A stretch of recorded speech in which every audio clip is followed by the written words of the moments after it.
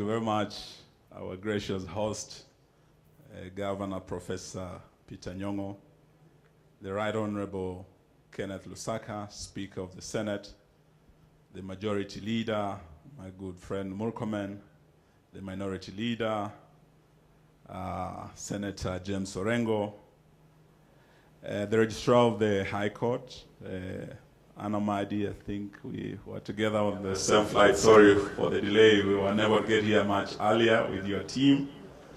And we have representatives of our independent commissions who are all here.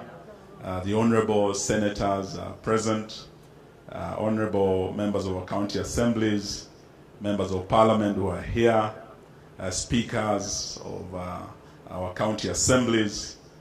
We also have deputy governors, my good friend DG Kisumu, I saw him somewhere, and we have the DG Taita Taveta.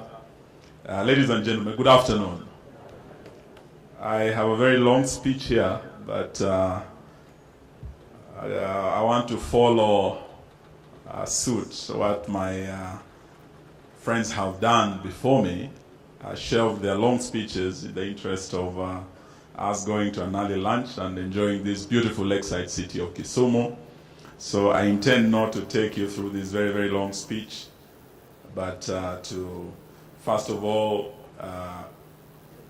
congratulate Chairman Osoi and his team for having a very successful fourth legislative summit, and to also congratulate him and Governor Nyong'o for the visit, which was very successful, to Morocco, that has led to Kenya, and particularly Kisumu City, hosting Afri-Cities. It was not very easy. Congratulations. It was very, very competitive, actually.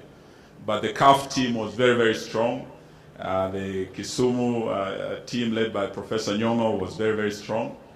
And the gentleman called Nyong'o speaks fluent French.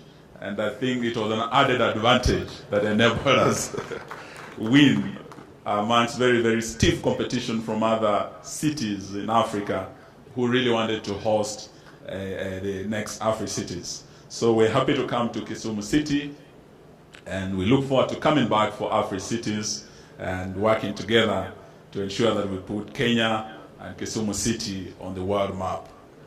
I also want to congratulate Chairman Osoi for his very able leadership of CAF. It's only last year, after I took over the docket of devolution, that I was able to know much about CAF. Had you asked me when I was at Maji House, probably I would have thought CAF had nothing to do with devolution, but had everything to do with soccer. I didn't know much about CAF. But when I was invited to the last summit at the coast, at the Pride Inn, I remember most of the issues that were canvassed. I'm very, very happy that today, even as we meet here, some of the issues are being handled, and I remember the most burning issue at the time was the issue of the World Development Fund. I'm told from the Senate, and I've just conferred with the Speaker, that already we have the Equitable Development Fund that has been developed and is at the second reading, and whatever had been raised by our MCAs, by the different county assemblies through CAF, is being addressed, and we will have equitable development taken down to the ward level, and indeed we are happy that there is progress in this aspect. The issue of the independence of our legislative assemblies is very, very important. And I know all parliamentarians, like Professor Nyong'o, James Orengo, know where our National Assembly was many years ago, but it took leadership, people fighting for the strengthening of a key institution, like our National Assembly, for it to be where it is today. And I think we need to employ similar zeal in ensuring that our county assemblies also achieve that level of autonomy. I'm happy Senator Murkomen has said here that already that has gone through Parliament, and we will look forward to further strengthening of our county assemblies. Why is this so? Because you, the MCS, are really the foot soldiers of devolution. When we are looking at everything facing our country today, we want you today to appreciate the powers that you have through the legislative roles, the oversight role, the representative role that you have in your assemblies. There is so much that you can do to ensure that the challenges that face this nation are addressed through the legislative processes in our assemblies. And one issue that I want to bring to your attention is that even as we meet here in this beautiful lakeside city of Kisumu, our country is facing drought. There are about 13 counties that are affected. I know there could be members from those county assemblies, from Turkana, all the way to West Pokot, to Mandera, Wajir, Marsabit, all the way to Kilifi, Tana River. We have about 13 counties where Kenyans, almost 1.1 million Kenyans, are facing starvation because of drought. Our experts are saying that drought and floods are going to be very, very normal. There will no longer be emergencies because we will be swinging, and there will be a pendulum swing right from the drought we're experiencing today to floods. So issues of disaster risk management are critical. And we want to assure the country that as we speak, even as we face this drought, we have enough food. We are moving that food to the affected 13 counties to ensure that we prevent any loss of life or livestock, so that we have enough food and water in the affected counties. So honorable members who come from those assemblies, maybe some of you have seen us in your counties, and we continue ensuring that we upscale food distribution, water tracking to all the affected counties. But we also must challenge you as we meet you here today, that in your county assembly, have you done anything using your legislative powers that you have to ensure that you have the necessary legislation to deal with this disaster risk management? At the national level, we have already passed a policy on disaster risk management.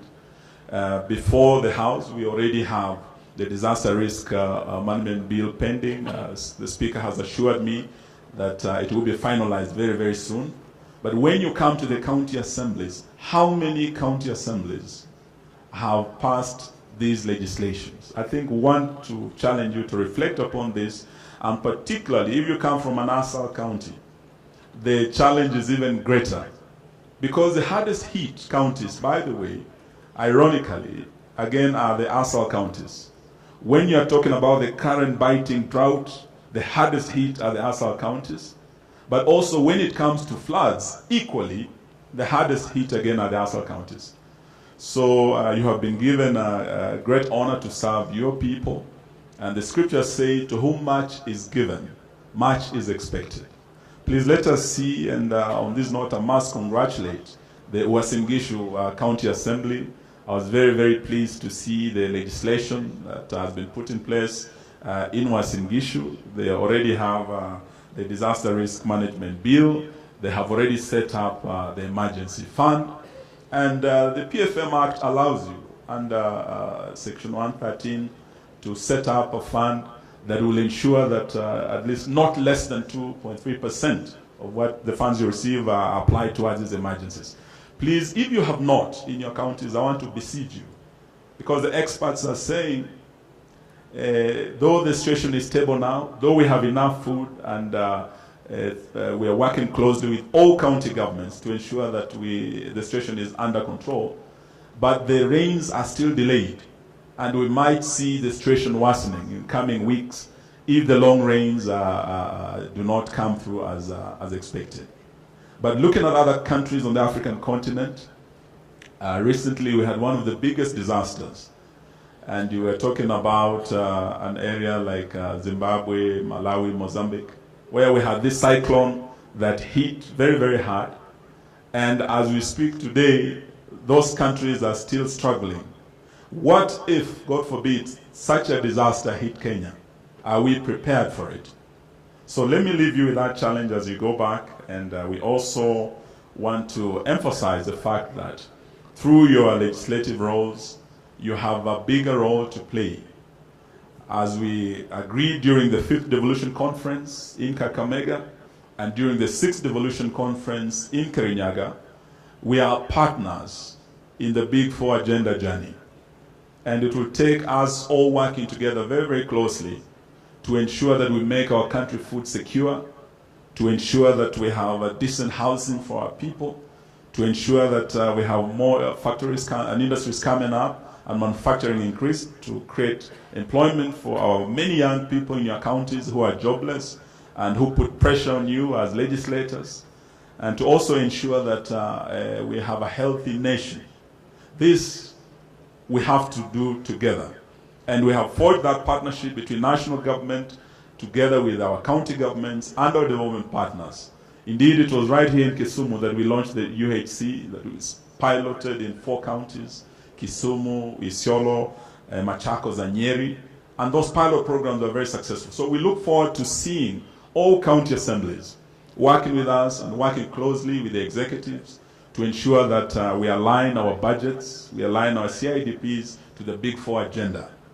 That is a journey we must all work together, and that is a role as legislators you can play in ensuring that we remove Kenya from the list of food insecure nations of the world. We make a decent home for every Kenyan, and we ensure that every Kenyan is healthy and our young people get employment. I don't think there's a bigger role we have as leaders than ensuring those 4 things, and that we can work together. The other issue is the issue of water and irrigation. As national government, we already have an irrigation policy. The bill is also before Parliament. And we want to see how we can move our country from rain-fed agriculture to irrigated agriculture. And as we do this, counties have to play a bigger role because agriculture is a devolved function. We want to see how we can work with the counties and ensure that national government leaves all, particularly those many irrigation projects, to the counties, so that we're only left with major infrastructure projects. And the new policy and irrigation bill that is giving us a new legal framework ensures that we have a National Irrigation Development Authority, but we also have county irrigation development units. So we will be expecting that through our county assemblies, we'll have these policies implemented. We'll also have legislation. And on this note, I must congratulate Busia County. I remember when I was Minister for Water, and the much-awaited Water Act 2016. I think as we were passing that bill, Busia County was amongst the first counties out of 47 to also pass a matching water bill. And I was very, very impressed, Busia County. Heko kwenu. We hope all the other counties also have similar legislation to deal with issues, water, matters, irrigation, so that when we are talking about food security and the Big Four, it will take the legislative role that you have to make them happen through your various county assemblies, and we are looking forward to working very, very closely with you. The other issue that already, because the theme of this conference is really about the policy and legislative gaps, the issue of on-source revenue dwindling in our counties is a matter of great concern. Even as we have the ballooning wage bill, even as we have more going towards recurrent expenditure than development, we must look at how we can enhance our on-source revenue. As national government, we have already passed a policy on on-source revenue, and we also have a bill that is pending before Parliament. And we are hoping that these bills will be prioritized, they will be fast-tracked, so that we can build capacities over our respective counties through legislation and through policy intervention that we are putting in place. The other policy that is coming is a regional economic blocks policy. And today, as we speak, we have about 7 economic blocks that have been formed. Where we are today, here in Kisumu, we have the largest block, the Lake Region Economic Block, bringing together about 14 counties. And I must say I'm very, very happy, and I want to congratulate those 14 counties, and in particular, the county assemblies that have given support to one of the biggest economic blocks coming together. And as we speak, we've had, out of the 14, the law required that at least a third of them through legislation, ratify the block for it to become a legal entity. So as we speak, we must congratulate the county assemblies of Kisumu, the county assemblies of Kisii, Kakamega, Busia, and Bungoma. They have already passed these bills. As we speak today, we have received the bills from the relevant, from the 6 county assemblies, and we're in the process of now gazetting the Lake Region Economic Bloc as a legal entity. Congratulations, the Lake Region team. This is a transformative journey. When we are talking about accelerating devolution, there's no better way of doing it than through these regional economic blocks. They are going to make your counties, through your regional blocks, economic magnets, investment magnets. Already we have a lot of investors you have attracted just by coming together. Together you are stronger, you make more economic sense, you are more attractive, and you are going to accelerate devolution through these blocks. So we must thank you, and we do know that we have counties that are quite small. So when you come together in bigger blocks, you are able to enjoy those economies of scale that on your own as a county you might not enjoy.